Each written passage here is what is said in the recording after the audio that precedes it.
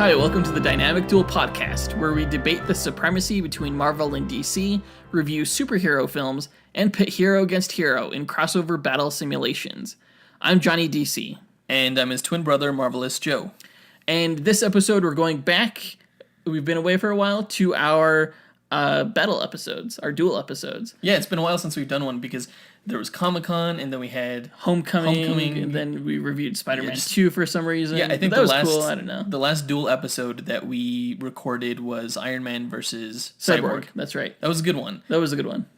This one should be just as good, I think. Yeah. This one came about, and I may have mentioned this in the podcast before. My daughter is a huge Katana fan, and I have no idea why. She's only 6 years old. But she's been begging me to do a Katana matchup for months, actually since last year. And did she see her in Suicide Squad? No, she hasn't seen that movie. Well, how does she know her then? I'm sure she's seen pictures of her. She knows her from DC Superhero Girls. Oh, she's in that show? Yeah. That cartoon? Yeah, and where else was she? She was also on the Arrow TV show. Okay. So she saw me watch that show. She didn't actually watch the show, but it's on in the background while she's playing. Huh. Anyway, Katana versus Elektra. Always hearing about this Katana. I figured, a match, since we have the Defenders TV show coming up, and since that features Elektra, I thought maybe that's probably a good matchup. Now's probably a better time than ever. And so finally she gets her wish. Hopefully you don't disappoint her. And me? Yeah. No, well, I'm probably going to make her cry because Elektra's going to beat Katana. Nope. Katana? Nope. Katana. Katana, yeah. Get the pronunciation right. I disagree, good sir. I disagree. But we'll find out later on in the episode. Before that, we're going to break down the news from these past 2 weeks. Not a lot of DC news, damn it. But not a lot of news in general. Yeah, I agree. The biggest news we got was really like our first looks at Domino and Cable from the Deadpool 2 movie. Mm-hmm. After that, we're going to discuss the Justice League kind of goings on around, comments from the actors and just kind of like what's going on behind the scenes. There's with some the rumors Joss and Whedon stuff. Takeover. Yeah. Mm-hmm. We're going to talk about Silver and Black. There's some new plot details, and they got a release date today. So it's really happening. It's like a nightmare that won't stop. We're going to talk about some casting around DC's upcoming Titan TV series. And then there's also some new trailers. Well, a new trailer for The Gifted. There's also one that came out during Comic-Con that we didn't talk about, so we may touch on that here. And then we're also going to talk about Disney ending its contract with Netflix and what that means for their Marvel TV shows. So let's get into it. Yeah.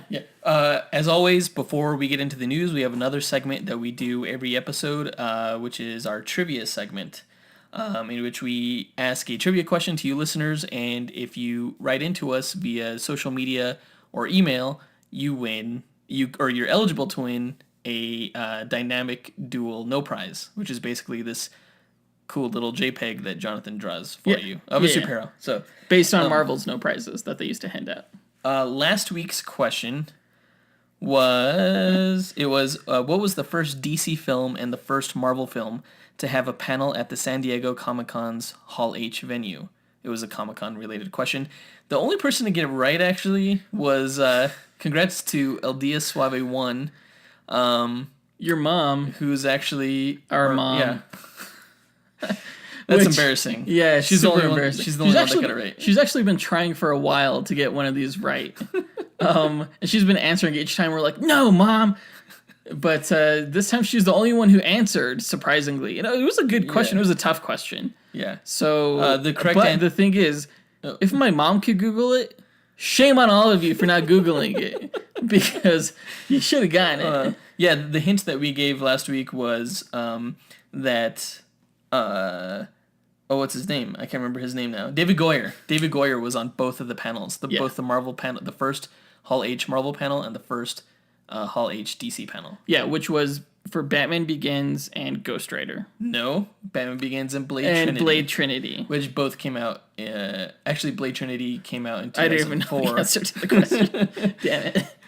Yeah, Blade Trinity came out in December 2004, and Batman Begins came out in 2005, the summer of 2005. So the first Hall H first opened up in summer of 2004. Yeah. So she got that right. I honestly, I wasn't even too sure that she actually paid that much attention to this podcast. It's a little disconcerting to know that she listens to it. I just want you to know, Mom, that if you are listening to this, that Jonathan makes me say all those swear words. I don't say it on my own volition. I'm a better kid than that.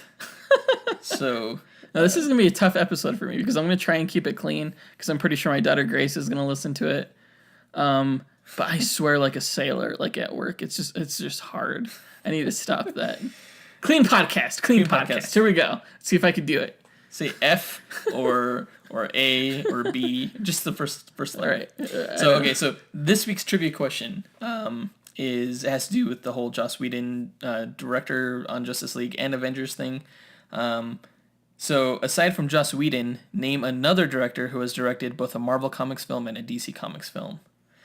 Submit your answer to our Instagram or Twitter or Facebook, and you can, if you search for Dynamic Duel Podcast on either of those platforms, you'll be able to find us. Yeah. And go ahead and give us a direct message so everybody doesn't see your answer. Yeah. Because a random person will be awarded the no prize. Yeah. If you get it right, basically your name goes into a hat, and if we draw your name, you get drawn. And you could also reach out to us via email by writing into dynamicduelpodcast@gmail.com. Yep. So we will be giving a hint later on in this episode, so listen for that. And let's get on to the news. Yeah. So do you want to start that off? Oh, yeah, I guess it's Marvel related. So we got our first look at Cable and Domino. Actually, we saw Domino before we saw Cable. Yeah. But Deadpool 2 is currently filming right now, and we didn't really know what either of those characters looked like until this past week. We saw some concept art, but it was like Brad Pitt, and actually the concept art for Zazie Beetz was pretty spot on. Yes, yeah. The final result, the images that we have here look almost identical to, yeah, you're right, the concept art. The afro is a little bit bigger. Yeah. On Domino. Mm-hmm. I think it's maybe a little bit too big. It could be like maybe half that size and still get the same effect, you know? Because it's like sitting on her shoulders. Like, I'd like to see her long neck. So, like, I'd say, like... It's like Foxy Cleopatra. Yeah, a little bit. I mean, it's really out there. It seems like it'd be hard to fight or run or do anything that involves some type of wind resistance. So it's a little big. I'd like to see it smaller, but, I mean, that's what we have. I think she looks great. I think she looks great. That the whole eye patch thing is, it's not different. A perfect circle. It's not a perfect circle. It's more like a birthmark, which I guess it's supposed to be. Yeah, like I think the skin phenomena is called vitiligo or something like that. Vitiglio. I don't know what it's called, but it's basically where the pigment has been lost from your skin. So she's a black actress, and around her eye, it's lighter in color because there's no pigment in the skin there. Yeah, it looks like makeup to me. You know what it looks like to me? Yeah, obviously it's makeup. I read this described somewhere, and I can't remember where. I think it was Reddit. Someone said that she looked like Barf from Spaceballs, and now I can't unsee that. John Candy? Yeah.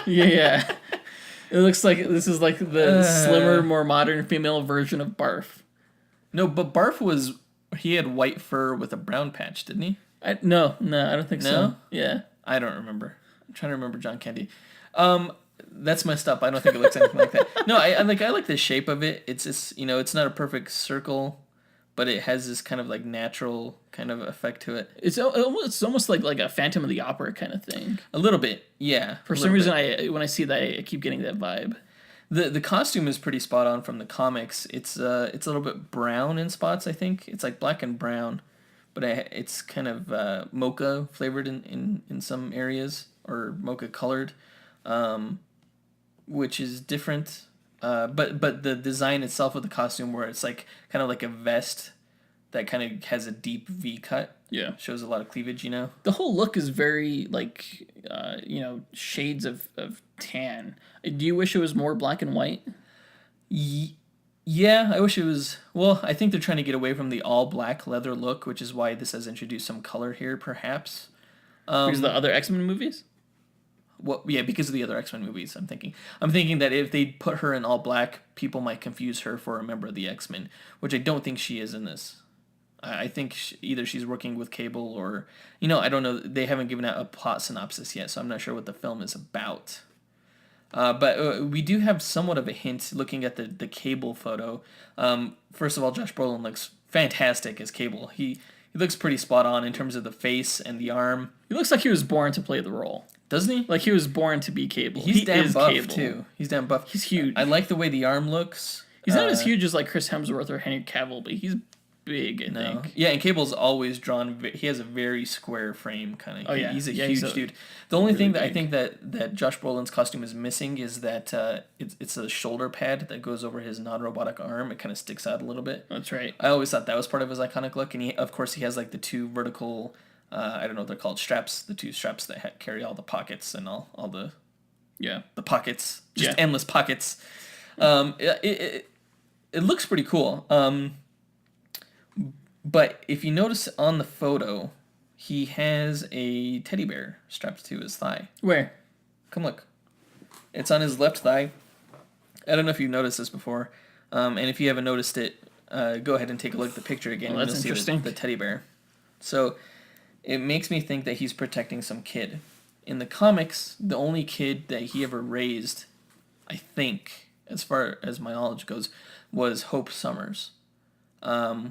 And she was the first mutant that was born after the M-Day decimation, where Scarlet Witch rid the world of all mutants, except for, I think it was 151 or something like that.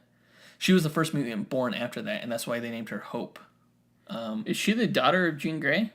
No, she's not related to the Summers family at all, but her last name is Summers because she was adopted by Cable. He kind of rescued her because people were going to kill her. Yeah. So he saved her because she's going to be some kind of mutant messiah. And so he came from the future to rescue her in the present, and then he raised her in the future. But she has the powers of Jean Grey, doesn't she? She does. She was host to the... No, it's not the same power. It's more like leeches or rogues, kind of, but it's not tactile. Oh. But she was host to the Phoenix Force during the whole Avengers versus X-Men thing, and she has red hair and everything. A lot of people think that she's actually the reincarnation of Jean Grey. That she is Jean Grey, but that hasn't been confirmed yet. Wait, so you think Hope Summers is going to be a Deadpool movie? That's the only child that I think that Cable would be taking care of. I think that's reading a lot into it. I think it's just a quirky Deadpool thing. Just having a teddy bear? I don't think so. No. For all you know, Cable's gonna just carry on this teddy bear with him, and it's just fodder for Deadpool to make fun of him. One that he masturbates to, just like how Deadpool masturbates to the unicorn doll. I don't know. I don't even think about that. I'm trying to keep this clean. Come on. Sorry, man. Come on. Sorry, it was in the movie. It's a rated R movie. Sometimes we talk about rated R things, but no. Okay, so that's obviously not the case. It belongs to a kid. I'm 99% certain that Hope Summers is the mutant messiah. They may not call her Hope Summers. They might just call her Hope. But I'm pretty sure that the mutant messiah child will play a factor in the plot of this film. I'm super skeptical. Well, I don't. We'll see. Although, I still haven't come up with a good enough reason for why Cable appears in this movie to begin with. Why time travel. I don't know. Maybe you're right. Maybe you're wrong. I am right. I'll wait and see. I'm right. So, yeah, both characters look great. I like the way they... Well, okay, I initially liked the way that they debuted Domino, which was, her lying on Deadpool's costume. Uh-huh. But then I was kind of like, you're kind of treading old waters. Is that a thing? Old territory? Old territory here. It's I'm sure they could have come up with a more original, cooler way to introduce the character, the photo, the actress as the character. Yeah, we got that photo, and then basically we got a series of photos of her just standing against this stone backdrop. And same thing with Cable. So far these photos, besides the one where she's laying on him, feel kind of not very funny, not very Deadpool humor-ish. I mean, for some reason, the very first image of Cable, it just showed, it was just, neck up shot pretty much. Yeah. And he was like, had his finger over his mouth as if to say, hush. Yeah. Kind of thing. That was a little weird. His eye looks badass. His eye looks really cool. Yeah. That's a pretty cool effect. In this first one, it's not glowing too much. In the second one, it's glowing and it has that like little lens flare. Yeah, kind of like thing. the classic Cable The classic eye look. flare. Yeah, they both looks really good. I kind of wish he was wearing a blue shirt as opposed to a brown shirt. Everything, all color wise, I have to say color wise between both Cable and Domino, the color palette is not very varied. It's not colorful at all like Deadpool's costume. No. I don't know if that's to contrast them against him more. Most likely. Like they don't feel as comic booky as he does. I don't think that you want a character as colorful as Deadpool in a Deadpool movie. What? You don't want a character as colorful as Deadpool in a Deadpool movie. Okay, I had to process that statement for a second. Okay. I thought you were saying that Deadpool shouldn't be in the Deadpool movie. No. Okay. Oh, okay, yeah. Okay, so a character as colorful as Deadpool is colorful Yes. in a Deadpool movie. Okay, makes sense. Yeah. That just to make him stand out, I guess. Yeah. He's the star of the show. Everyone else is just supporting cast. They should go into the background. Hopefully they don't shoot against a lot of earthy backgrounds then. Well, Cable is a character who, like, in the comics can go toe-to-toe with the Hulk. Like, he's, like, a major character. I always liked his power. It's like, the way he uses his telekinesis is far more advanced than any other character when he's able to. Because most of the time, his character is using his telekinesis to keep the techno virus at bay that's kind of consuming his body. And in this photo, it doesn't really look like a techno virus. It looks like he has a robotic arm. Well, it's also going up his neck. It's true. So it's a cool effect. But Cable's techno virus has always sort of been depicted as like his skin is becoming like machine. That's kind of what it looks like on his neck. Yeah, not his arm though. So like in the comics, I've seen like him use his telekinesis so that he could give himself like a healing factor. And I've seen him use it like tactile telekinesis where he can like punch the Hulk real hard, Yeah. And I've also seen him do things like allow himself to teleport even without the assistance of his computer. What does he call it?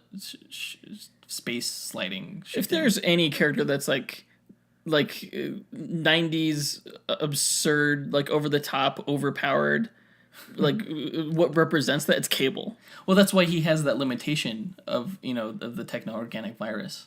Like he doesn't always get to like unleash his incredible psychic powers because of that, because of the virus. Except when he does. But you didn't turn off your phone. We've gone so long with that happening. Of course, that happens to me. Put your phone on Stupid silent. Grubhub. Why would you text me? All right. I think that pretty much does it for the news. I think they look fantastic overall.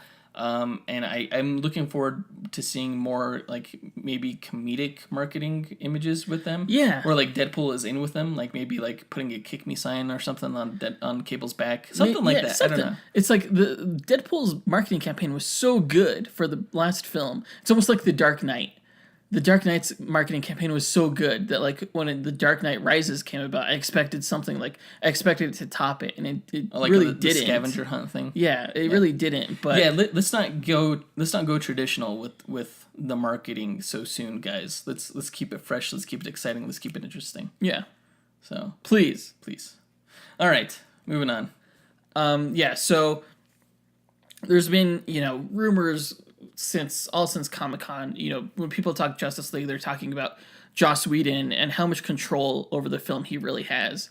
Recently, like I think a few days ago, yesterday actually, the actor Joe Morton, he plays Silas Stone, Cyborg's father. Yeah. He has said that the reshoots were because Warner Brothers wanted a lighter film. Warner Brothers thought it was that Zack Snyder's existing version is too dark. And they had been promising lighter tones ever since Batman vs Superman came out, actually. Yeah. They said, Suicide Squad will be lighter in tone. And then that movie came out and it was pretty dark. And they're like, Wonder Woman will be lighter in tone, and so will Justice League. Yeah. And Wonder Woman was lighter in tone. They delivered on that promise, and as it should have been. It was a great film. It was a great tone. But the success of Wonder Woman, it's now Warner Brothers' third highest grossing film ever. Domestically or worldwide? I think worldwide. Are you sure about that? Yeah, and not accounting for inflation. So it's behind the Dark Knight films. It's behind the 2 Dark Knight films, and that's it for Warner Brothers. Interesting. Yeah, it's huge for them. So I can see where they want to continue going that route. I'm a huge Zack Snyder fan. I loved Man of Steel. It seems like he dropped the ball again, though, in terms of tone. You know, his stuff is, I mean, story-wise, I think he tries to get, like, really complex with, like, the philosophy, which is why he was such a good choice for Watchmen, I think, because the philosophies behind that film. And he tries to inject that sort of same, like, tone into these films. And, you know, I really liked them. I liked, you know, the Ultimate Edition of Batman v Superman. I really liked Man of Steel. I'm kind of disappointed to hear that, you know, they're really changing Zack Snyder's vision. But then again, you know, if you're going to have, you know, Zack Snyder's action coupled with Joss Whedon's storytelling, I think there's no reason to not be optimistic about that. Do you think Zack Snyder is a better action director than he is a storyteller?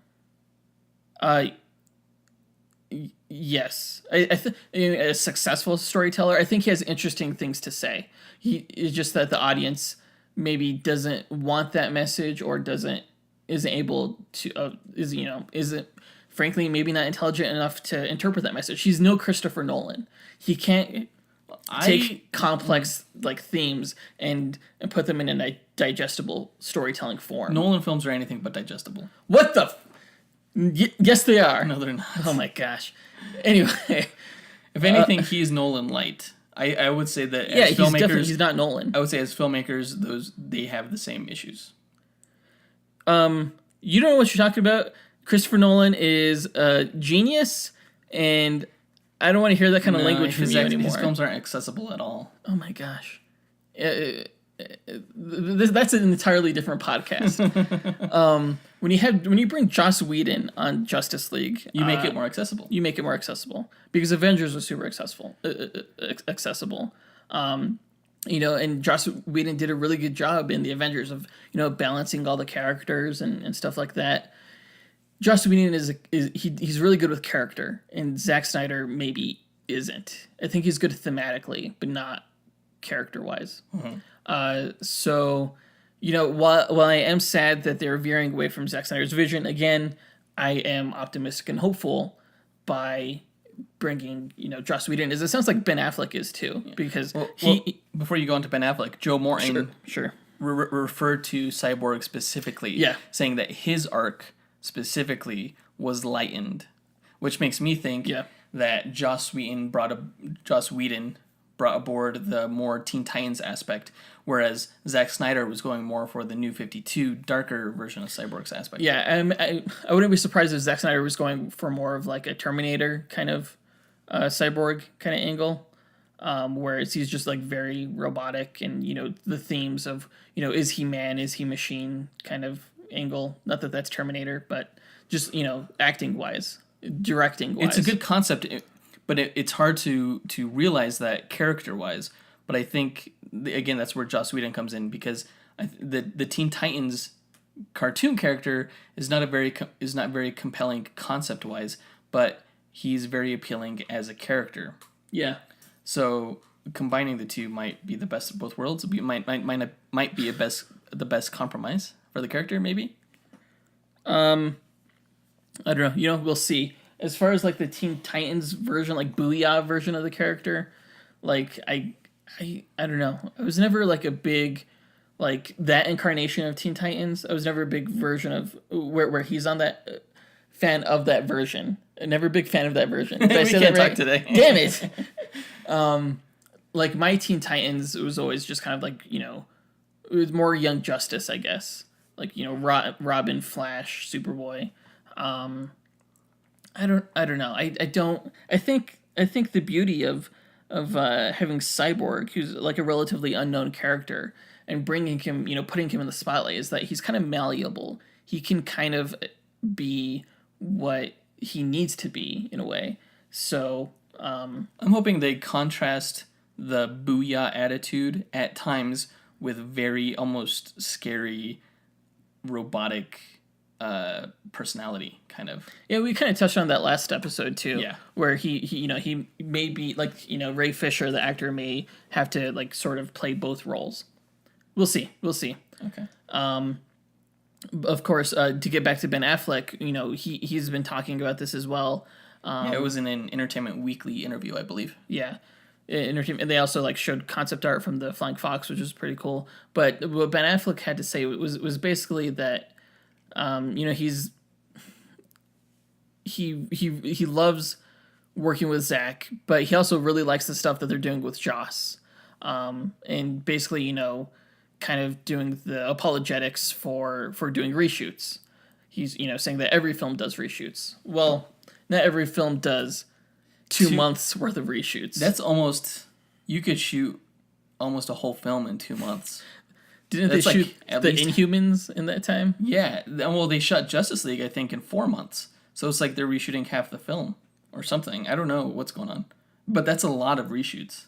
And they keep kind of downplaying it. Like Ray Fisher at Comic-Con was saying it was brief, if anything. Yeah. But it's not. But you also have to remember that not everyone is on set at the same time.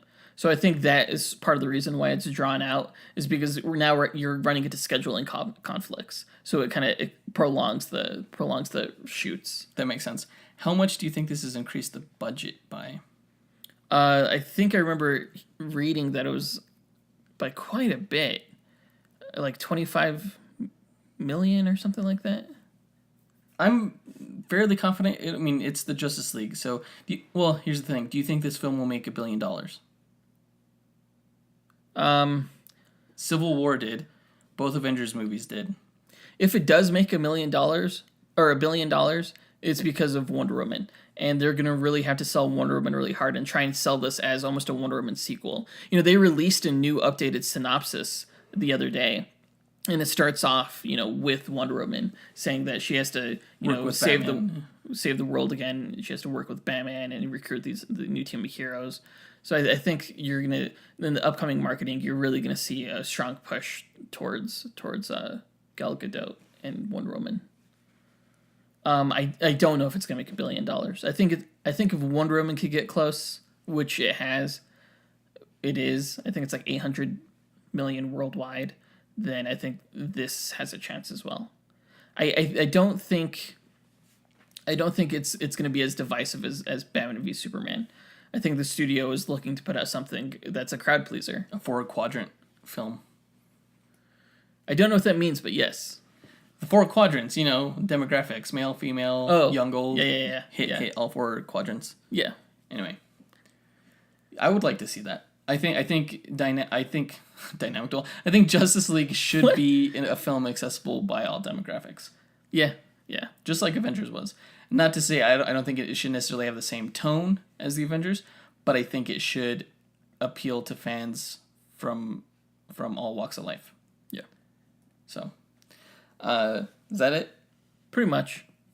There have been new plot details coming out. I'm like, you're like super distressed. I'm severely like rubbing my forehead right now because it hurts to talk about. The Silver and Black film more and more becomes a reality every day, and it's frightening. If you've been listening to the podcast, I'm not a fan of the concept for this film, mainly because I'd like to see these characters in a Spider-Man film, especially Black Cat. I don't really care about Silver Sable.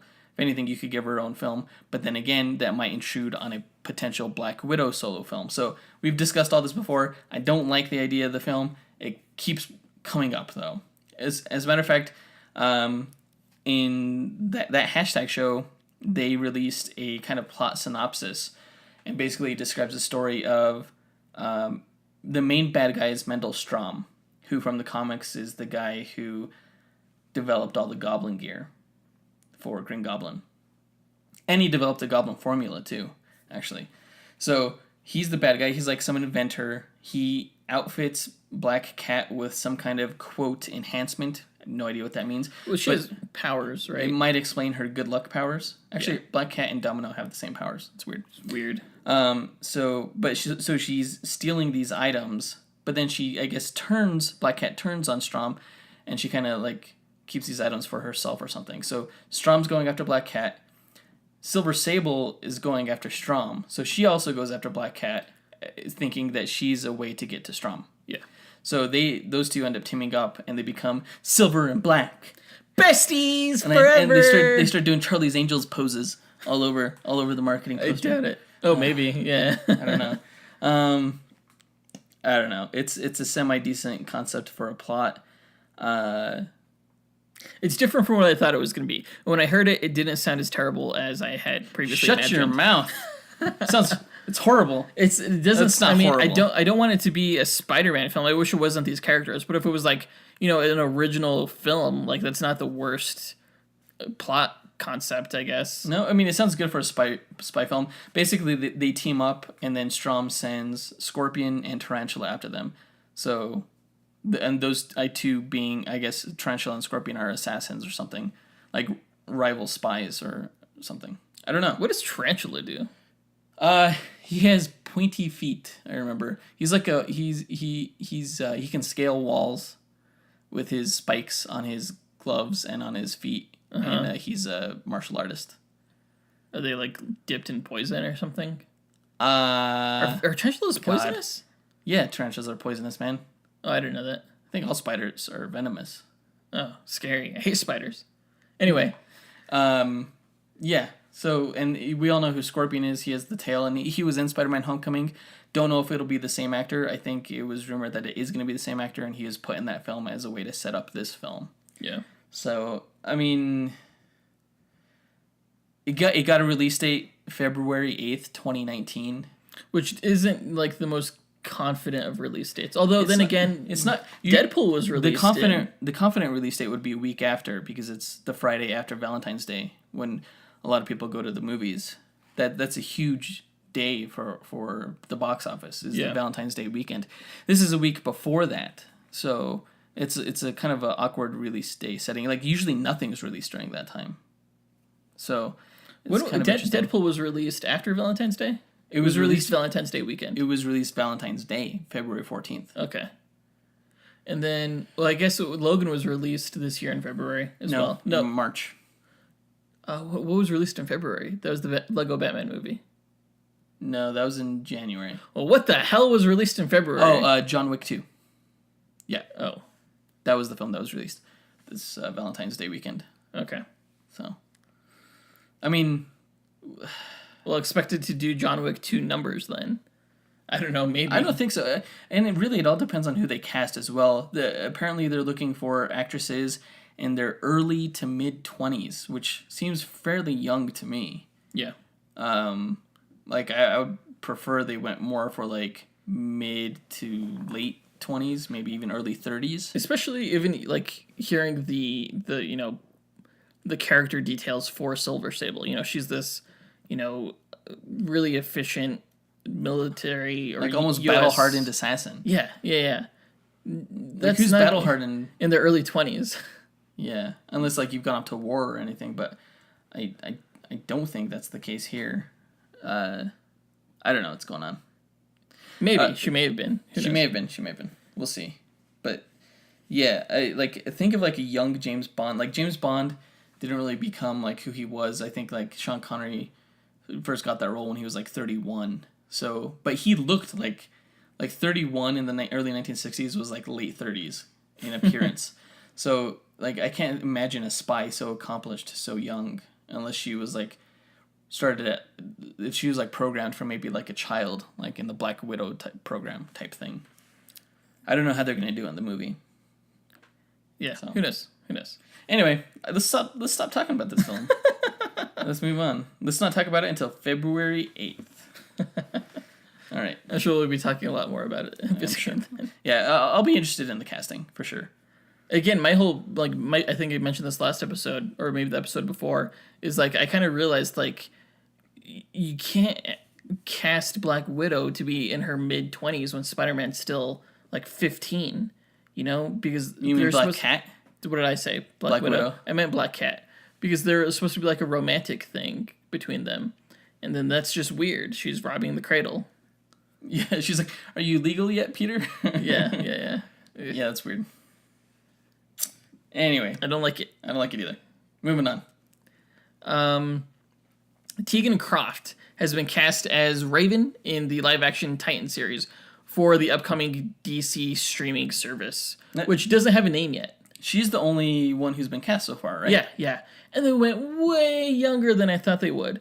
Because in the character descriptions we got for the Titan series, Dick Grayson is supposed to be a police officer.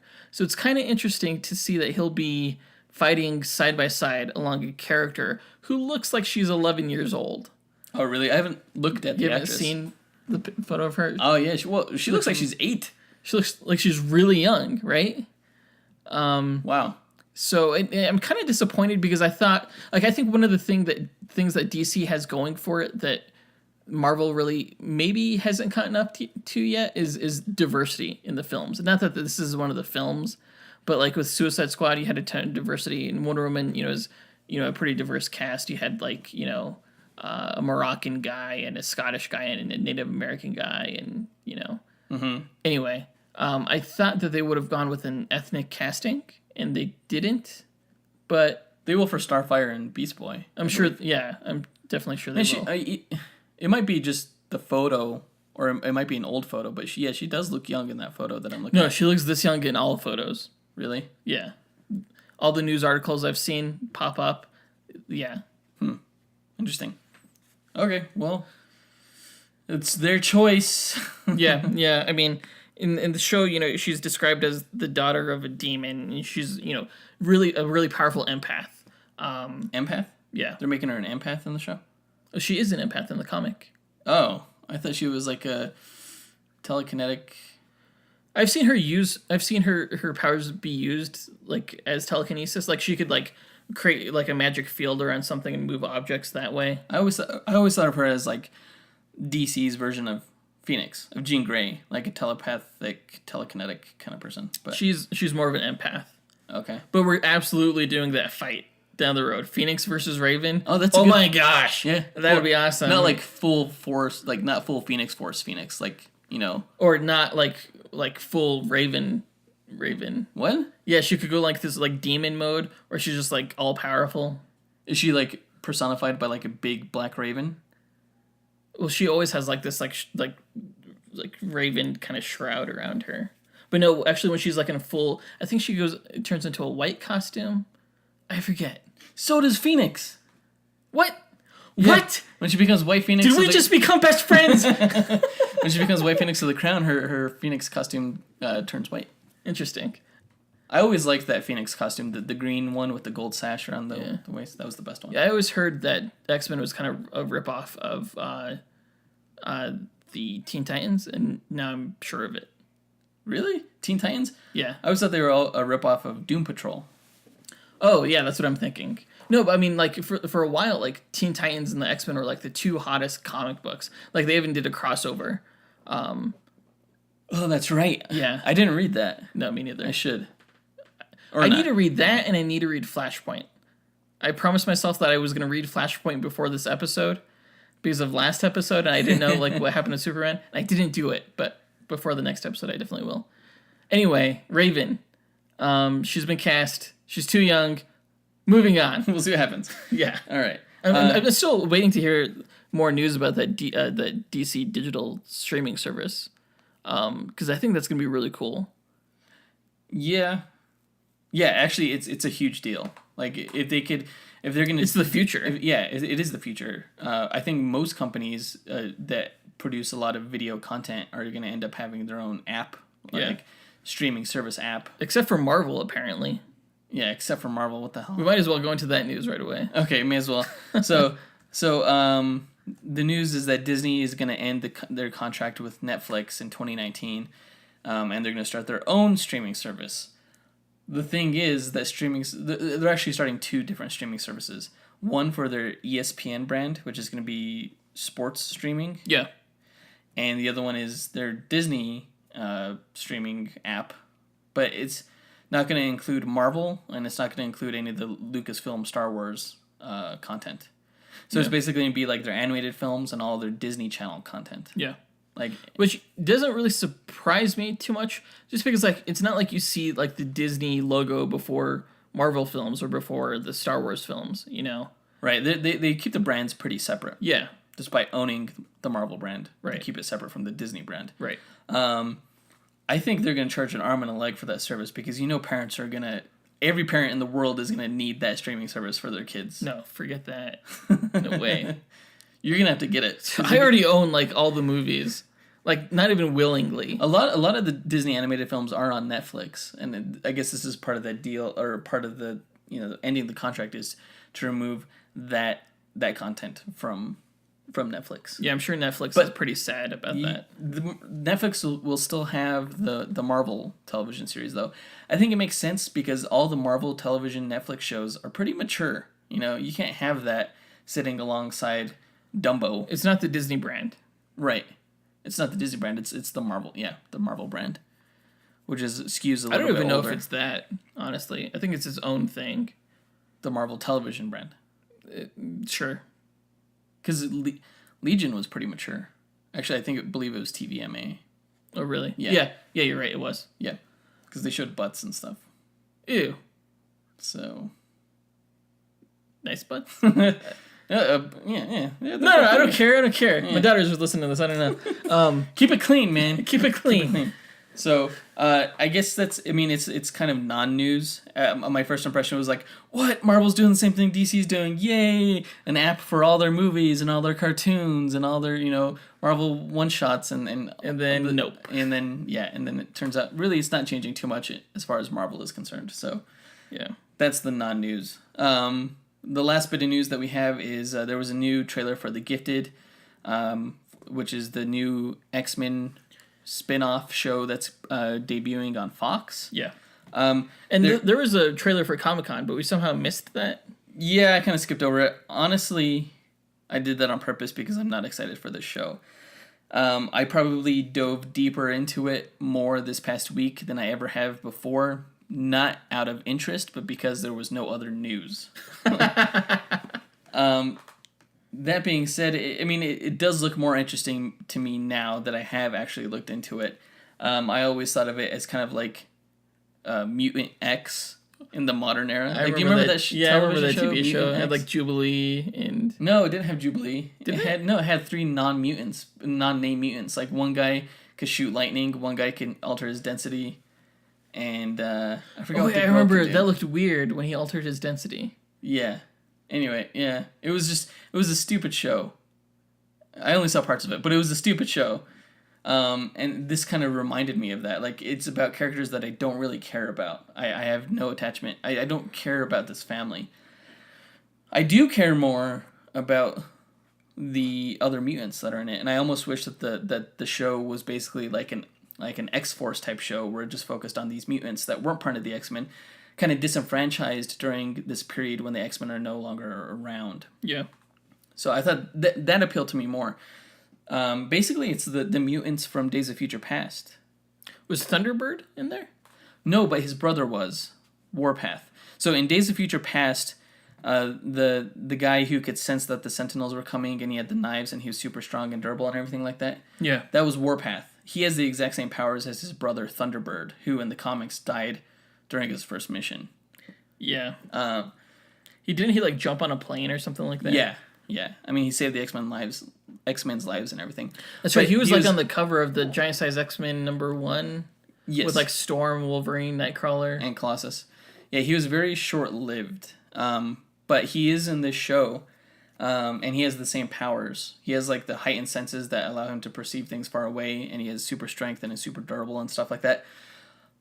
Also, in the Days of Future Past movie was Sunspot, who has heat-generating powers, basically. Mm-hmm. And he's in this TV show, too, except they call him by his name from an alternate dimension. Sunspot in an alternate dimension goes by the name of Eclipse. And that's what the character's name is in this. So I'm almost thinking that this show doesn't take place in the... Like, they've said that it takes place in the mainstream X-Men cinematic universe, whatever that is, because I swear there's like 50 of them. I think it's like so it takes place concurrently with Deadpool too. Maybe it's like its own dimension kind of thing. It's its own timeline. It seems like, because he's going by Eclipse instead of Sunspot. Blink is still going by Blink. Obviously, Blink had a pretty cool role in Days of Future Past. Yeah, it was like Portal. And the portal effect that was shown in that movie is this. It's the same type of looking effect in this show when she creates her portals.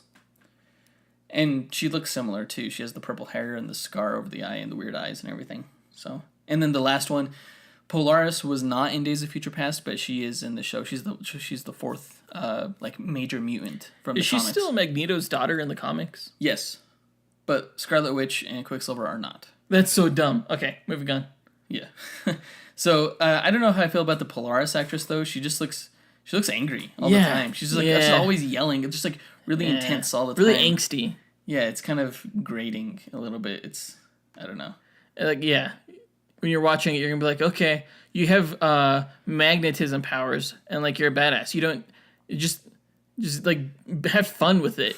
Or not even that. It's like you don't need to make that facial expression all the time. No. Have some range, I guess, as a character, as an actress. Well, I mean, I don't know if but I feel like that way about a lot of the performances still, like with the mom character. And the mom's always slightly exasperated. It's just not good acting. The dad's always concerned.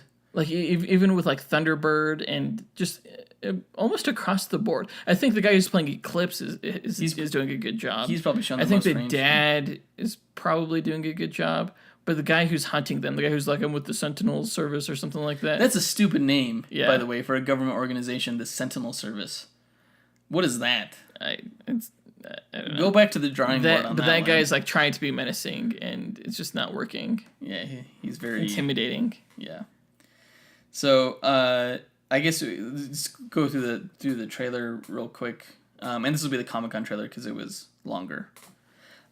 Basically, the son, he discovers his mutant powers while being bullied at a school dance. The sister, turns out she's also a mutant, and she saves both of them. Like we had mentioned that it seems like everybody has telekinesis. Yeah. Or like it manifests as telekinesis in some form or another, whether it's Polaris, moving cars around, or it's the boy like bending bars and stuff, or it's the girl like moving a bag of chips out of a vending machine or something like that. Right. So they manifest the powers. The mom's like, "Oh, you guys are mutants," and they're like, "Yeah, we're mutants, Mom." And then she's like, "You're a mutant." She's like, "How do you think we came out of there?" "Oh, you're a mutant too. Everybody's a mutant." Actually, the more I look at the trailer, the more I realize that it didn't actually reveal anything new. Basically, we knew from the very beginning, from the very first trailer, that it's a family on the run because their kids are mutants.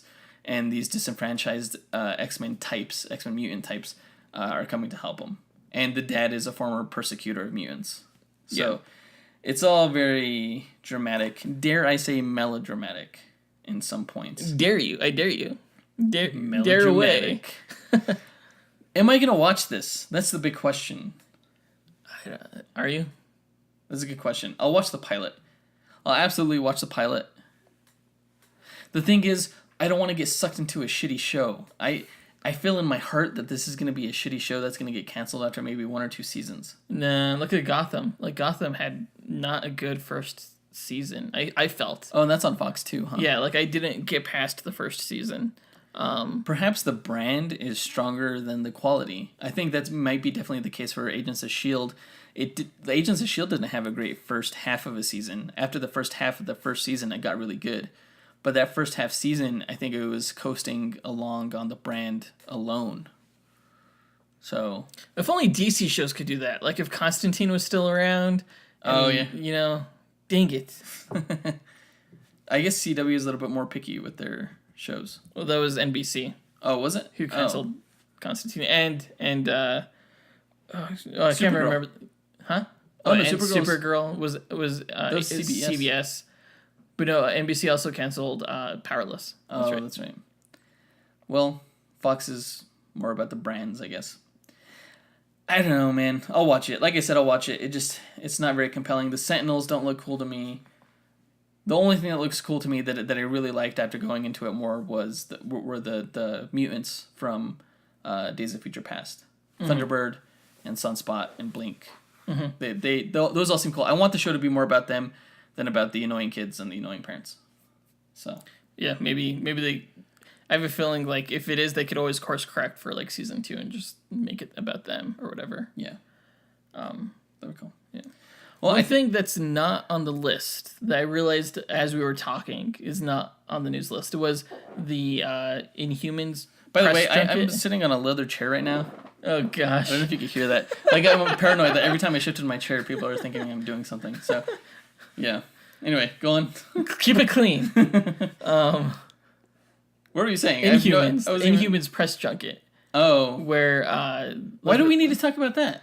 I just thought it was interesting how Jeff Loeb kind of like got pissed off, and well, kind of. I mean, they're like asking him questions to which there is no answer. They're basically like, "Did the show turn out to be what you thought it was going to be?" And he was like, "Sure, yeah. Watch the show, and then ask me questions." Is basically what I think he wanted to say.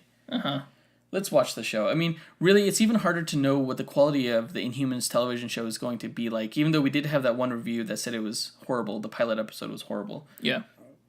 It could always course correct it as well. And it's really hard to, like, yeah, everything looks drab, but a good story could turn everything around, and good acting. It's possible that the Inhumans could still be good. We don't know yet. It's hard for me to tell. I was under the impression that the people at the press event had seen it. No. Wow. Okay. I think this is one of those instances. They're all going off that one review that came out. I think this is one of those instances, and we're probably just as guilty as everyone else, where it's kind of like internet bandwagon hating. That's kind of what it seemed like to me. So, I was kind of surprised to hear that ABC canceled the event early. I was like, oh, whoa, that's a big deal. That's not good for the Inhumans. It's not good publicity-wise. No, definitely not. Although they say any publicity is good publicity, right? No, the fact that they're not anymore. Not with the internet. The fact that they're writing stories about this gets the name Inhumans in front of more eyes. Not when people get to also express their opinions. When you're just being fed media and not, the world doesn't get to see your comments and stuff like that. I mean, now they do. So I don't think that whole good media is real anymore. That's a good point. All right, that's it. We didn't need to talk about that. That's it for the news. Let's move on and talk about who would win in a fight between Katana and Elektra. Let's go.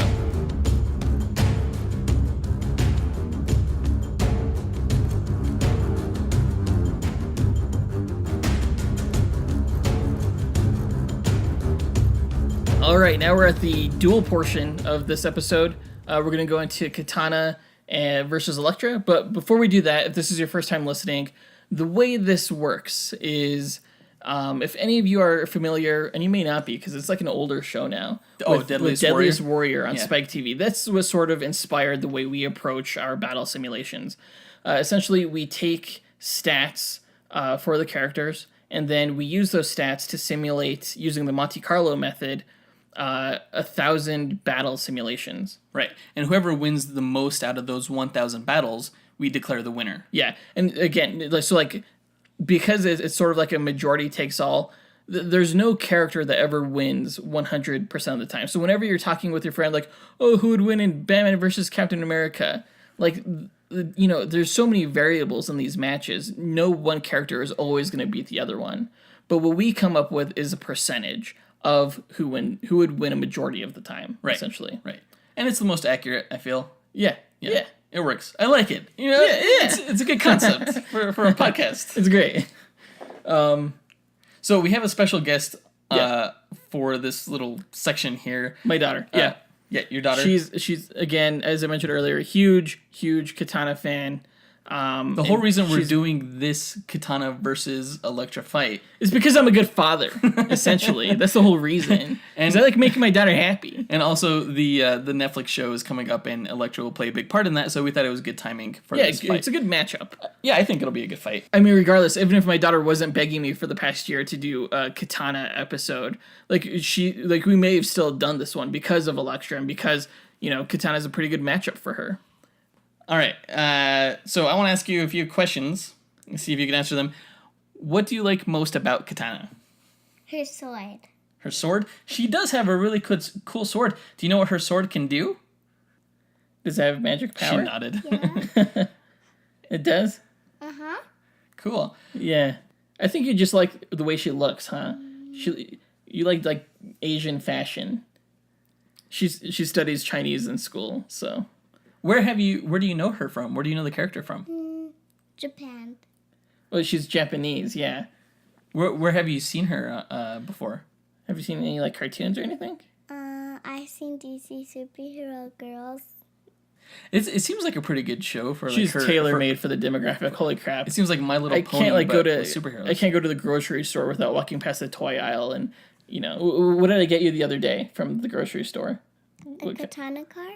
Yeah, she was begging me for that thing. It's a Hot Wheels. It's like, what? You want a Hot Wheels? She was like, yeah, it's because it's Katana.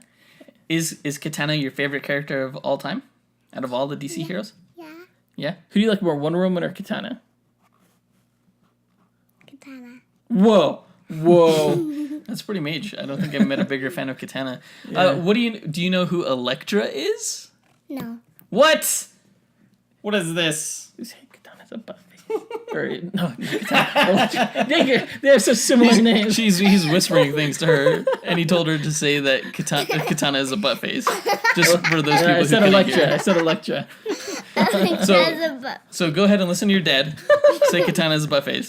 No. Alexa's a butt face. Alexa? Close enough. That's close enough. Close enough? I don't think it counts, but all right. It was great having you on the show. Yeah, thanks for coming on. Yeah, hopefully Katana wins. Yeah, I'll bring you back. I'm crossing my fingers when I say that. Yeah, in anticipation and hopeful anticipation that she's gonna win. No. I'll bring you back once we figure out who's gonna win. Okay? Then we'll learn together who's gonna win. Okay? All right. Get out of here. She's adorbs. But it's probably better that she's gone right now because Katana's backstory is actually pretty tragic. Is it? Yeah. She's kind of like the Punisher of DC Comics. Really? Yeah, just a really tragic backstory that kind of inspires her to go out and fight crime. Will she still even like her after this? Will she listen to this? Maybe, probably. Honestly, it's not about the character; it's about the look of the character. I think it's just cool aesthetic. Okay, so Tatsu Toro. Wait. Let me guess. What? Her name is Katana. She has your back. You'd advise not getting killed by her. Her sword traps the souls of its victims. That's all we need to know, right? That's all anyone ever needs to know. That's it. That's all backstory we need. Yep, we're done. Let's keep on to Elektra. That's what I figured. Okay. They showed more of her backstory than that in the movie. It was so they lame. had her taking out Yakuza gangsters. I think she barely got any backstory in that film. Yeah, we didn't even see her get to use the sword in that film. I know. I still wish they would have used her sword to absorb the spirit of the Enchantress. I mean, why not? Why even deliver that line? Anyway, that was a different podcast episode. In the comics version, Katana's real name is Tatsu Toro. She was born and raised in Japan, where she developed from a young age a fascination with her native kind of Japanese samurai culture, and she was allowed by her parents to train in various forms of martial arts. She studied martial arts for years with two brothers, Takeo and Masao Yamashiro, of the Sword Clan. By the time they were older, both brothers had fallen in love with Tatsu, and after the tragic deaths... What? Gross. What? They fell in love with her? Her sister? Yeah. Their sister? They're not... No! She's not their... They're not her brothers. Oh my god! They're not her brothers. Oh.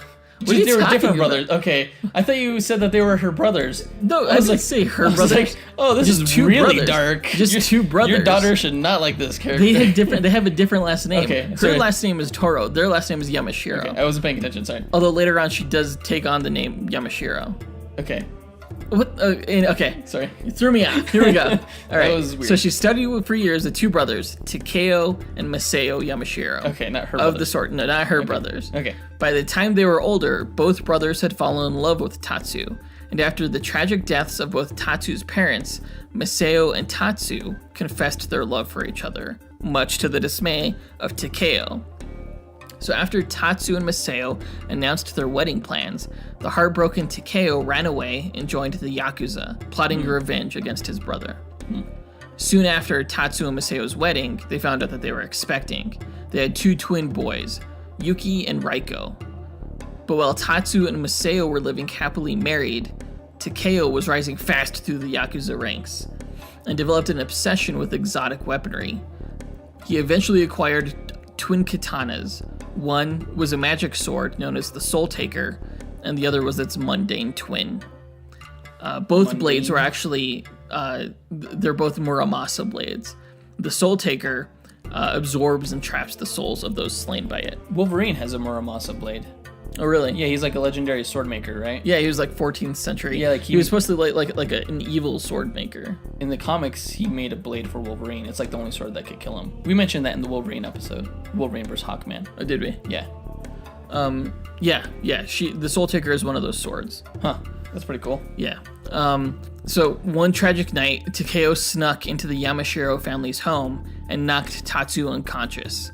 Takeo then confronted his brother Masao and challenged him to a sword fight, and a fire broke out during the fight.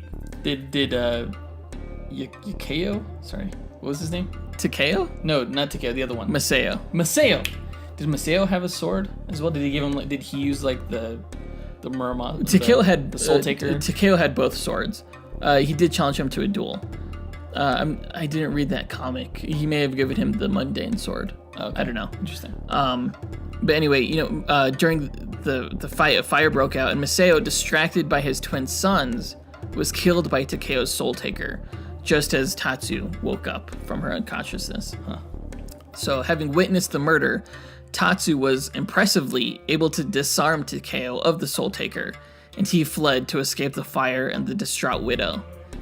Though she tried to save her children, they were trapped in the fire, and at the strange beckoning of her husband, who communicated through the blade, Tatsu barely escaped with her life. That is like the Punisher. Yeah. Like she lost her family. Yeah. Okay. Yeah. Huh. So having lost everyone dear to her, Tatsu swore an oath that night to protect innocent life. Armed with the Soul Taker and the knowledge of all the souls trapped within, Tatsu trained in the art of the samurai under a master named Tadashi, and became the vigilante known as Katana, who targeted Japanese gangs and protected families. She was eventually recruited by Batman into a superhero team known as the Outsiders, where she fought alongside heroes such as Black Lightning, Halo, Metamorpho, and Batman. Now living in America, Katana was followed to her new home by the Yakuza and Takeo, who sought to take back the Soul Taker sword. And he was successful. He secretly switched the magic sword for its non-magic duplicate. Oh shit. Yeah, so with the Outsiders hot on his heels, Takeo made it back to Japan, where the Yakuza Godfather, his name it's just a title, he's known as the Oyabun?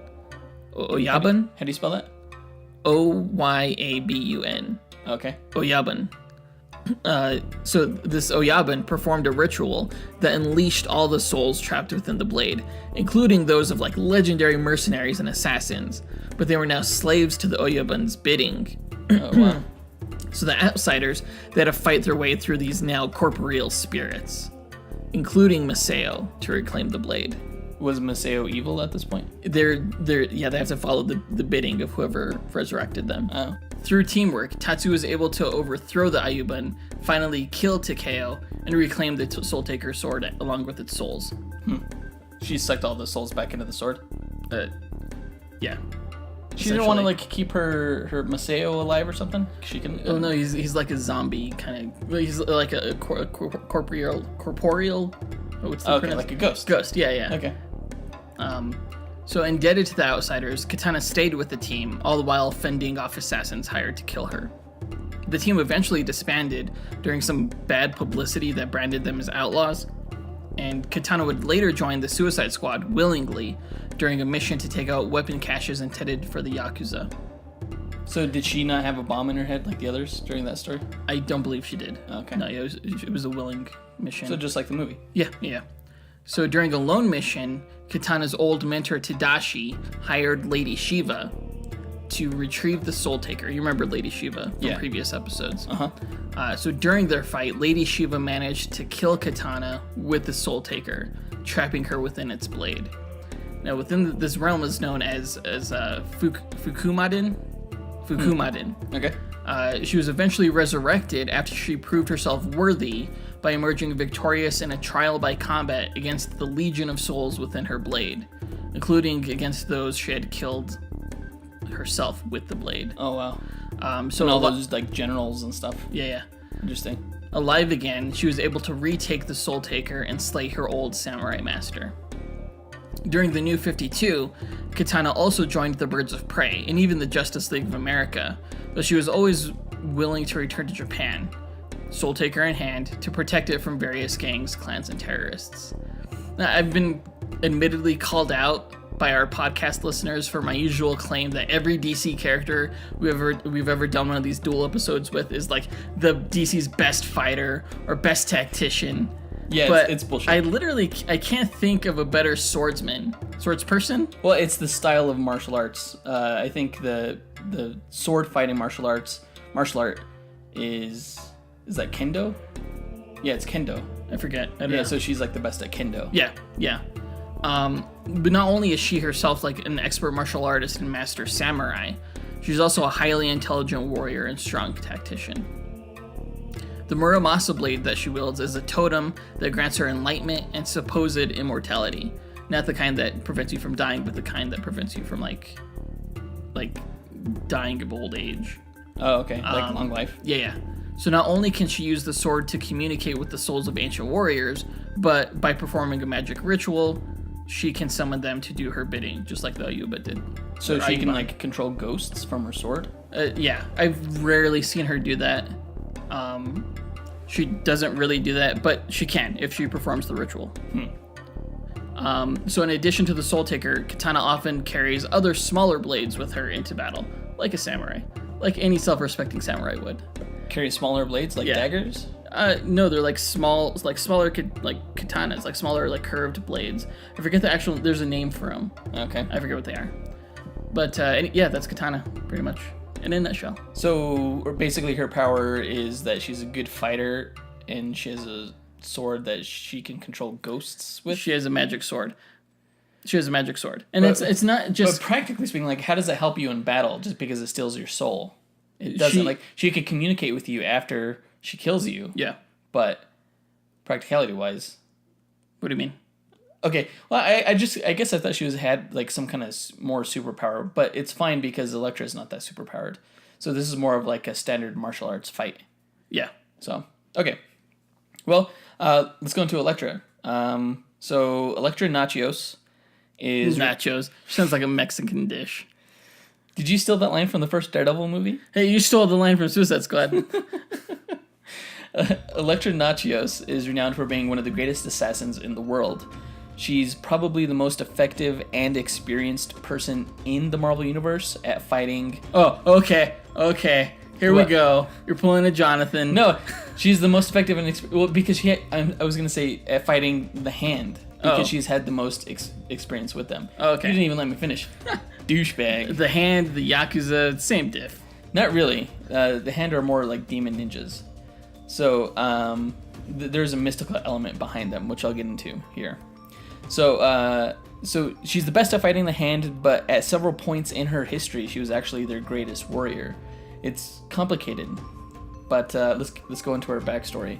So she was born in Greece to Christina Nachios and Hugo Nachios, and Hugo was the Greek ambassador to the U.S. Her mom was murdered during a hostage crisis when Elektra was very young, so she was raised primarily by her father. And he, being a diplomat who made some powerful enemies over the years, he was always concerned about Elektra's safety, so he pushed her heavily into self-defense training. And it turned out she was like a prodigy in martial arts, and she was so good at fighting, it built into her kind of like, not a cockiness, but like this like brazen boldness and like confidence into her personality. Her father had her attend college at Columbia University, and it was there that she first met Matt Murdock for the first time. She spotted him running across rooftops before he was Daredevil. Intrigued, she kind of toyed with him and kind of led him to chase her, and they fell into this kind of flirtatious cat and mouse relationship. She is a creation of Frank Miller, so that kind of tells you a little bit about her. That's right, attitude. I was just thinking about that. Yeah. Matt's mentor, Stick, told him to stay away from Elektra because he could sense that she was dangerous. But the two continued seeing each other and training together, and Matt and Elektra developed deep, passionate feelings for each other. And shortly after they fell in love, Elektra's father was murdered by a group of assassins, and it turned her into this like dark, cold, vengeful soul that she never really came back from. She dropped out of college and she joined the Chaste, which is like the rival ninja clan to the Hand, and she wanted to train with them. And she did, but she was kicked out due to her anger. So she switched sides and she joined the Hand, where she became one of their most successful killers. And after some time, they had corrupted her so much that she ended up killing people she didn't really feel deserved to die. And sensing how much she was being manipulated by them, she left the Hand and instead became an assassin for hire. So she traveled around the globe killing politicians, crime bosses, other assassins. Her work eventually took her back to New York, where she reunited with Matt Murdock, and the two teamed up to fight the Hand's master assassin, Kirigi. He was the main villain in the Jennifer Garner Elektra movie. I don't even remember that movie. No, it's a horrible movie. Don't remember it.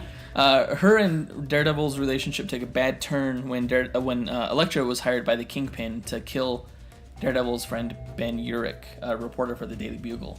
He managed to stop her, but then Elektra was ordered to kill Daredevil's law partner, Foggy Nelson, and she couldn't bring herself to do it, so Kingpin sent Bullseye after her.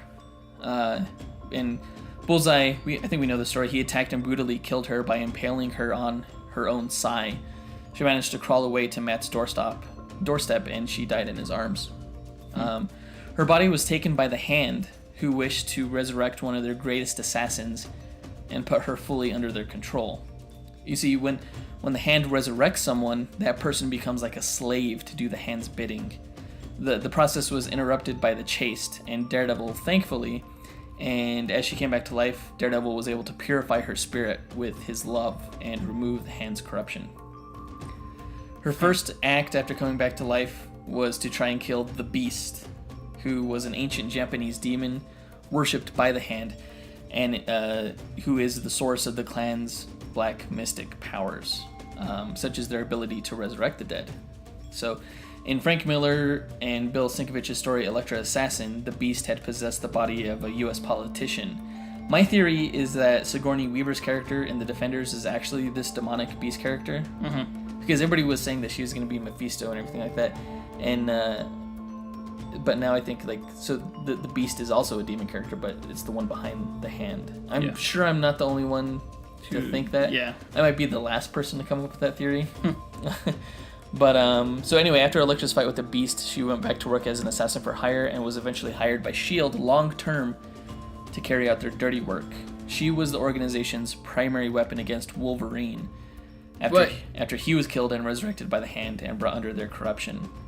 She was pivotal in stopping several of his key missions, most of which were to kill and recruit other superheroes, but eventually she herself fell to his adamantium claws.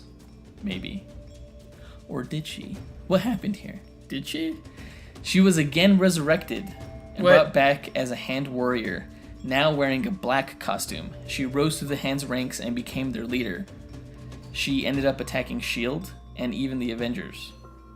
And when she attacked the Avengers, she was actually killed again by Echo. Damn it. Or was she? Oh my gosh. What happened here? Okay, so it turns out at that Why point... are you asking me? It turns out at that point that the black suit Hand leader Elektra was actually a Skrull alien imposter, Dumb. and that the real one had been abducted by the Skrulls during her battle with Wolverine, so she could be replaced and studied, because the Skrulls wanted to learn the hand secret to resurrection. Was this a Secret Invasion? This was during the Secret Invasion. Yes, she was like the one, her death kind of like revealed the Secret Invasion to the Avengers, kind of. So after the Skrulls were defeated at the end of the Secret Invasion storyline, the real Elektra returned. So really, she's only dead once up to this point. Good. After the Secret Invasion, the public lost faith in heroes, and Norman Osborn took over all the government-sanctioned heroics during the Dark Reign event. You know what that is? Mm-hmm. It's when he created the Dark Avengers. He ordered Dark Hawkeye, who was actually Bullseye, to kill Elektra. And Bullseye nearly did again, but Elektra vaulted behind him, grabbing one of his arrows from his quiver and stabbed him through the back, impaling him on his own arrow, kind of like how Bullseye killed her, and she got her revenge. Oh, snap. So that's pretty much it for her story. She went back to being an assassin for hire, at one point joining the Thunderbolts alongside Deadpool and the Punisher and Ghost Rider. That was pretty cool. And she isn't the Thunderbolts like a group of like outlaws? Well, no, they're outlaws turned heroes. Okay. Yeah. She eventually returned as a contract killer for S.H.I.E.L.D. So as far as abilities go, Elektra has been trained from early childhood to be an effective and brutal fighter. She's a master of multiple forms of martial arts, including ninjutsu, aikido, kendo, which is the Japanese sword fighting, and karate. She's an expert in the use of almost any weapon, such as katanas, shuriken, bow staffs, and even guns, though her signature weapon is a pair of sais, and she is unparalleled in her deadliness with them. She's highly stealthy and acrobatic from her ninja training, and she is super accurate from both a distance as a marksman and in close range combat as a pressure point locator. She's almost like think of an acupuncturist in terms of accuracy. She was able to stop Wolverine by stabbing through his shoulder blades so that his arms were completely paralyzed. Through training and meditation, she also has a means of nervous system control, which allows her to resist pain. This is cool because it's almost like a samurai versus a ninja fight. Hey, yeah. But so oh shit, no. she does have powers. You know the source of the hand's mystical powers, the Japanese demon called the Beast? Yes. Well, Elektra, when she was resurrected, that resurrection process gave her a connection to the Beast, which granted her certain abilities. Basically, she can like mind project. She can project her minds into other people to sense their intentions or into her surroundings. It's like a Jedi mind trick. Yeah, kind of. She can sway others. Is that what that is? Yes. Yeah, but like she's not like a true telepath, but she could like sense their intentions, and she can like kind of cast false illusions, like false like deception. She can deceive them easily, basically. But she can also project her mind into into the surroundings for an effect similar to like an astral form / danger sense. Basically, it allows her to perceive things others can't, or at least perceive things before others do. And she can also use it as a mental shield against telepathic attacks. That is super vague. It is kind of vague, yeah. Basically, that's how the way I think of it is like mind projection. She could project it into other people's minds. She could project her mind into her surroundings to view things from a different angle. Because like the way I saw her use it in Elektra Assassin was that her target was behind a brick wall. She knew exactly where to strike because she projected her mind through the wall and saw where he was. Does that make sense? Sure. So it makes her a good match for Daredevil, I guess. Yeah. Like, and she's so stealthy that she can sneak up on Daredevil. What? Yeah. She's done it. She does it all the time, actually. He can smell her though, but yeah, she sneaks up on him a lot. So that's pretty much Elektra. These characters have a ton in common. Like they both like S.H.I.E.L.D., Suicide Squad, and like the Thunderbolts and Outsiders, and yeah. Oh, is that what you were inferring when you said? Yeah, I was like, whoa, what? That sounds familiar. You're saying she's a ripoff They're of both the like Suicide Squad? Well, I don't want to say that because I think Elektra did not come before Katana. Elektra was not born in, but her character first came about in the 80s as a product of Frank Miller's 80s craziness. Yeah, I think Katana came around the same time. But they're not similar enough to be ripoffs of each other. No, definitely not. So, So when she was created in 83. Oh, okay. So around the same general time. Yeah.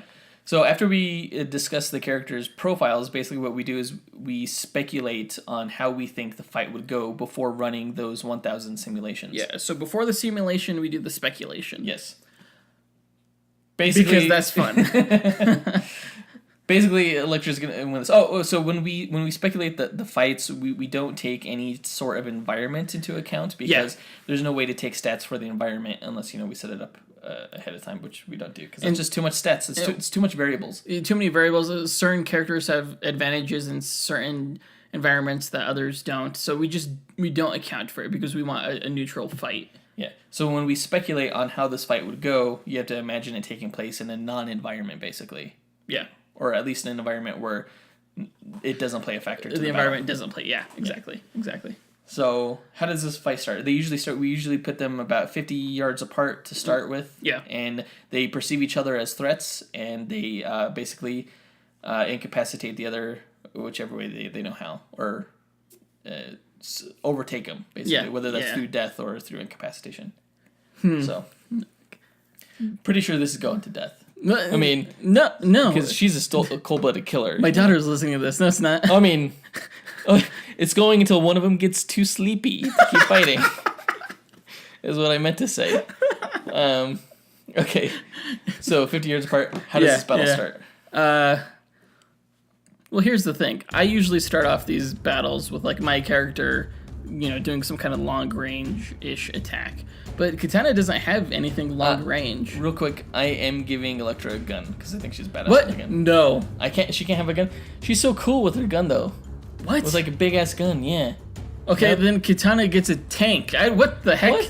What? Elektra? I've never seen Elektra with a gun. Are you serious? Have you ever seen the cover to Elektra Assassin #1? Oh gosh. She has a huge gun. It's a really iconic image. Okay, she has a gun. Go ahead, come at me, bro. Should she not have a gun? Does that make this too unfair? No, I mean, Katana goes up against guys with guns all the time. Her sword can block bullets, and she's done it before, surrounded by Yakuza with machine guns. Okay. So go ahead and waste your bullets. Okay. All right, well, so she has a gun, and she starts shooting at Katana. That's how it starts. Yeah, and so can Katana cut all those bullets in half? She doesn't have I don't want to say she's superhuman, and I don't know. Maybe she gets hit by a few, but I mean she definitely blocks a lot of them. She's definitely running and dodging as she's doing this though, because she can't just stand there. Can the Soul Taker cut through anything? The Soul Taker is extremely sharp. I don't want to say it could cut through anything, but it could cut through most things. It could cut through most other weapons. Can it cut through a gun? Yes. There you go. But can it cut through her size? Yes, absolutely. It's I forgot how it was described. It was the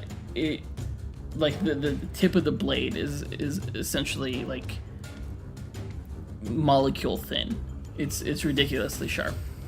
So she can cut through Elektra's size. It's a Moralasa blade. Hey, if you want to bring that up, I didn't even think about that, but yeah, she can. There's no way you could do that. I think we're going about this because I don't see that I don't see someone writing a comic where these two are fighting and she's cutting through her size. I think maybe I shouldn't even bring the gun into this because if she could cut through a gun, she could probably cut through size. But I don't want her cutting through size, so maybe Elektra shouldn't have her gun. Let's just retcon this whole thing. You just backed yourself into a huge corner. Well, I don't think... You have to assume... I think the whole premise of the battle is lost if you don't let them fight each other with their blades. And if Katana's sword could cut through Elektra's size, the whole premise of this fight is gone. Does the hand have mystical weaponry? I mean, I would no. Her weapons are not mystical. I would not say that. No. Okay, then she's dead. I mean, she's asleep. I mean, her sighs are extremely sharp, but the nature of the sigh itself is it's not a slashing weapon. It's a stabby weapon. Yeah. So, let's rethink this whole thing. No gun. They start out 50 yards apart. They have their weapons. Their weapons cannot cut through each other. Honestly, I assumed you were gonna start off with like throwing stars. Oh yeah, there you go. We'll just stick. Yeah, shuriken. She has those. She could also throw her sai as well. Why would she do that? Because she's a badass at throwing them. She could always pick her sai back up if like Katana's able to deflect it with her sword. But we'll start with shuriken. Okay, so the match starts. She throws her shuriken. And Katana, if she can probably cut bullets in half, or knock them out of the way with her sword, she can most definitely knock a shuriken away. Yeah. So while Elektra is throwing him, she's charging, knocking them out of the way, and they're in close quarters combat where we want this fight to go, basically. Pretty much. Okay. Where it's ultimately destined to go. All right. Man, you really screwed yourself over. Didn't I? Holy shitballs. Why are we still talking? I don't know. Okay, so they're fighting sword to sword, sword to side, basically. This would be a really cool fight to watch just because they're both so expertly trained at Kendo. I don't even know how to describe... Kendo, but it's not like Elektra has a katana on her. Right? Yeah. I mean, I don't know what to give her for this fight, honestly. Well, you should have thought about that. I should have. What are you doing? No, she has shuriken, she has a sword, and she has her size. We'll say that. That makes most sense for the character. She's badass with a sword as well. Mm-hmm. Maybe they're sword fighting, and then since Katana's sword is mystical and it does have that magical property, it probably is superior to Elektra's sword. So when they're fighting, maybe she cuts Elektra's sword like in half, and then that's when Elektra has to bust out her size. Okay, well, I'm gonna give you one here real quick. The way Elektra is going to not get brutally murdered instantly by Katana's sword is through suggestion, her mental suggestion. No. No. Okay, that'll come into play later on. Okay, all right. I know how this is going. All right. The thing is, sais are tailor-made to be effective weapons against swords. Yeah. Because of the whatever it's called. The way prongs. It's called. The prongs, yeah. They catch swords. They're basically. ninja weapons against samurai. 'Cause the ninja developed their whole system of fighting basically to take on samurais. Yeah. Which is why when you said this is essentially a ninja versus samurai, I was like, oh no. That's where Katana's gonna be really effective at the beginning of this fight before Elektra brings out her size. When she brings out her size, Katana's gonna start having a really hard time. Yeah. She's gonna be able to block most, if not all, of her attacks just because of how well trained she is. Yeah. And I'm assuming they're about equally trained, and they're both well trained. I wouldn't say Katana's as a well-rounded martial artist as Elektra, but she could definitely hold her own. And I was just looking at Katana's sword, sharpness. And it says that on this resource, the skein, the blade, is as sharp as a fine monomolecular edge, which sounds pretty sharp. I don't know what it means, but it's sharp enough to cut even the most celestial, Major Force. He's essentially Captain Atom. She was able to chop his arms off. I actually have that comic. But she can't cut through Elektra's size. I'm allowing her to cut through Elektra's sword. Okay. But I just think it's too much. I think you don't have a battle if she's cutting through everything that Elektra has. Okay. So then basically they're fighting, and then Elektra does her mental thing where she's like, oh, hey, I'm over here. And then Katana goes to get her, and then she's like, oh, actually, I'm behind you, and I stabbed you through the chest, and you're dead. But the thing is that as Katana's going for the illusion, the sword speaks to her and is like, what are you doing? I was totally about to say a swear word. Can't do that. What the F are you doing? Yeah, don't. That's not a real thing. Turn around. You think the sword can see through the illusions? Yes. Yeah. No, the sword is aware. Interesting. Yeah. No. Well, I guess that makes sense because it's not like Elektra can project her mind into the swords. Like the sword doesn't have a mind. Right. So she's just in a Katana's mind, and the sword probably can perceive the truth. Yeah. Interesting defense that I did not think about. Yeah. Did you just think about that? No. Once you said that, I was like, well, how am I going to defend against that? Okay. well, and it's not like there's no environment, so it's not like Elektra projecting her mind into the surroundings is gonna provide all that insightful. Unless Katana has like some kind of smoke screen or something like that, which Elektra has employed on occasion. A smoke screen? Yeah, That sounds like shield tech or something. Like it's ninja tech. What are you talking about? Okay, oh, that's true. That's true. What do you think? She's a ninja. Here's the thing. When I think of Elektra, I think of like a barely clothed woman. Hell yeah, you do. Where is she holding? You don't ask that question. You don't want to know. Oh gosh. This is right. this is supposed to be a PG-rated episode. Let's keep it clean. Keep it clean. So, I don't know. Like, either I can see this going both ways. Your argument is sound in that it has that damn molecular edge. So it's the winner of this fight basically comes down, at least when it comes to our speculation, the winner of the fight comes down to the rules that we established for the battle and whether or not Katana can cut through Elektra's weapons, which I don't think she should be allowed to. But that's the rules that we're setting for the battle. That only applies to this speculation. If we run the statistics, it plays less of a factor. Yeah, it may be that the statistics don't care about the rules. The simulation cares about the statistics, essentially. Yeah. Yes. So let's go to that then. You just want to jump into that right away. Yeah. Okay. Let me go grab my daughter and let's see who won. All right.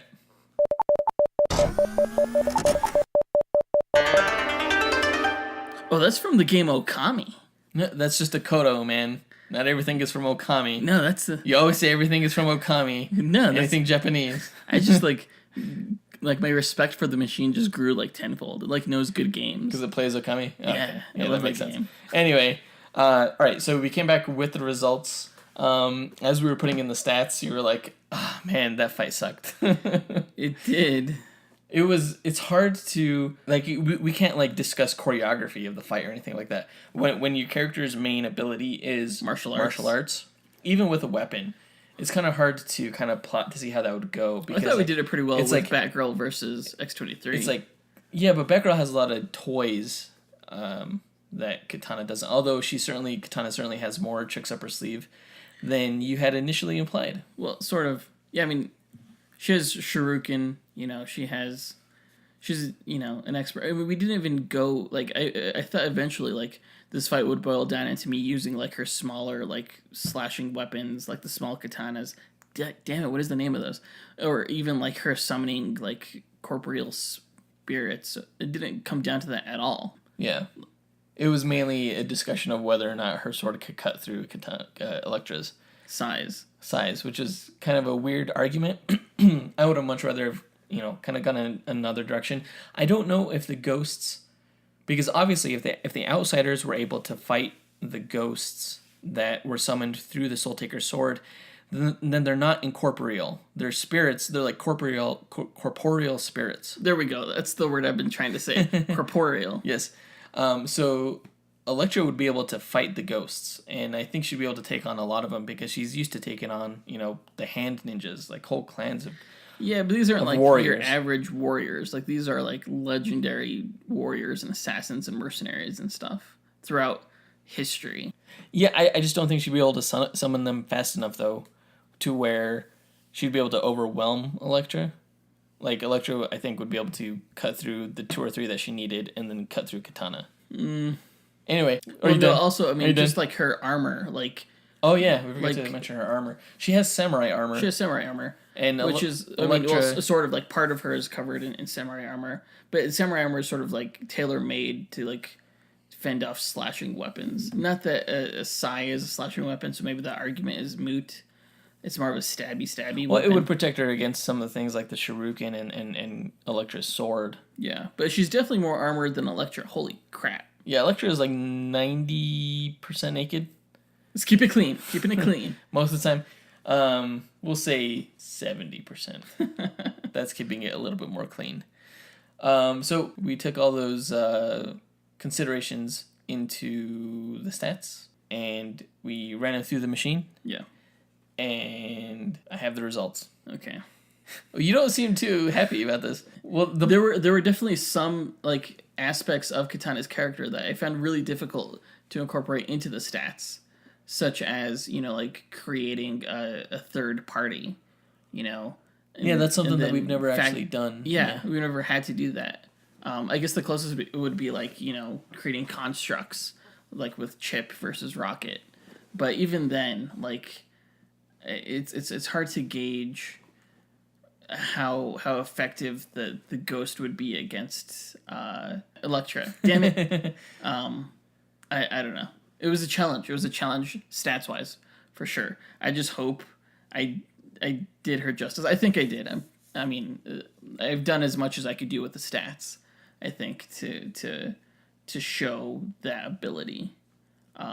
But yeah. In the end, I'm not sure. Like I'm really confident going into this that I feel like Katana would win a majority of these, but stats wise, like they're pretty even. Yeah, they were actually extremely even. Only slightly off. Yeah. And if we didn't mention it before, we get the stats from the official Marvel Power Grids for the Marvel characters, and we extrapolate the DC stats from that. And those aren't the only stats we use, because the Marvel Power Grid only has like 6 stats. Yeah. But we do more than that. Yeah. So. Yep. All right.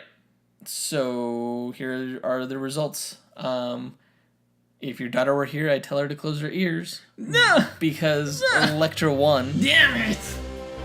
No!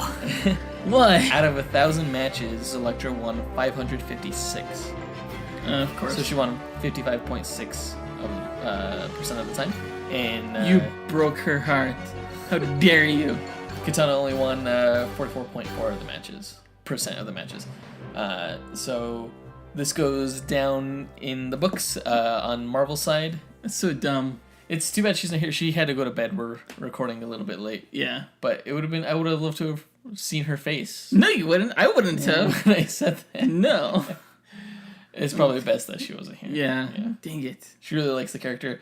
And Katana is a great character. She's much better the way you described her than she was in the Suicide Squad movie. I was not impressed by her in the Suicide Squad movie, and that was really my only exposure to her. So. She is. I mean, as much as you can say, like such an archetypical character like the Punisher or Katana has depth. She has some. There's a little bit more substance there than I think most people realize. It would be cool to read a Punisher Katana crossover, where like the two team up to take on the Yakuza. I'd totally read that. I would read the shit out of that. All right, so that does it for this episode. Whatever platform you guys are currently listening to us on, please rate and subscribe if you can. That'd be much appreciated. Yeah, we have this podcast every 2 weeks, so if you subscribe to us, you won't have to worry about forgetting about us. Yeah, forgetting about. Don't forget us. Because if you forget about one episode, you might you might think about us later on and be like, oh yeah, I should catch back up. But if you forget 2 episodes, that's like a whole month has gone by, and you're probably never gonna listen to us again. Well, no, even 1 episode is a whole month. Like it's a 1 month between because it's bi-weekly. You're right. So yeah, definitely hit that subscribe button. Wait, stop. Whatever you're doing, just subscribe now. We'll wait. Now. And now. Okay, cool. All Congratulations, right, you're subscribed. All right. Yay.